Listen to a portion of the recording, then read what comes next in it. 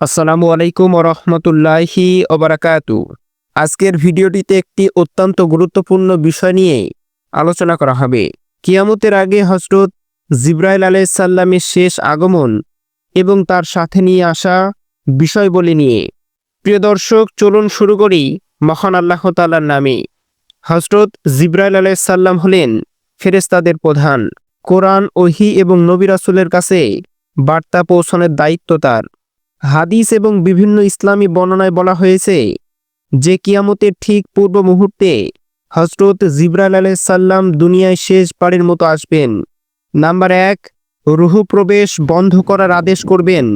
হযরত জিবরাইল আলাইহিস সালাম আল্লাহর পক্ষ থেকে পৃথিবীতে এসে ফেরেশতা মিকাইল আলাইহিস সালাম এবং অন্যান্য দায়িত্বপ্রাপ্ত ফেরেশতাদেরকে জানিয়ে দেবেন যে এখন থেকে আর কোনো রূহ পৃথিবীতে পাঠানো হবে না, অর্থাৎ আর কোনো সন্তান জন্মগ্রহণ করবে না।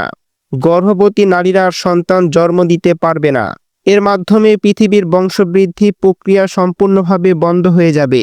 প্রিয় দর্শক, আজ যারা আমাদের সন্তানদের নিয়ে অহংকার করি, এমন এক সময় আসবে যখন একটি নতুন জীবন পৃথিবীতে আসবে না। নাম্বার 2, রিজিক নির্ধারণ বন্ধ করার আদেশ করবেন। হযরত জিবরাইল আলাইহিস সালাম আদেশ নিয়ে আসবেন যে এখন থেকে আর কোনো রিজিক নির্ধারিত হবে না।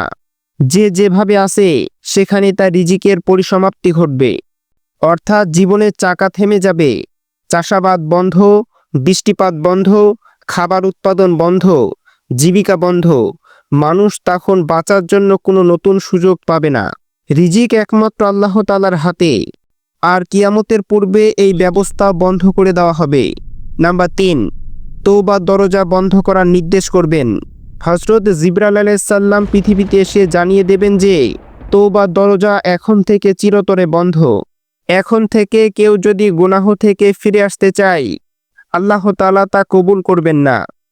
যখন তোমাদের কারো মৃত্যু উপস্থিত হবে, তখন সে বলবে, হে আমার পালনকর্তা, আমাকে আবার পাঠিয়ে দিন যাতে আমি নেক আমল করতে পারি।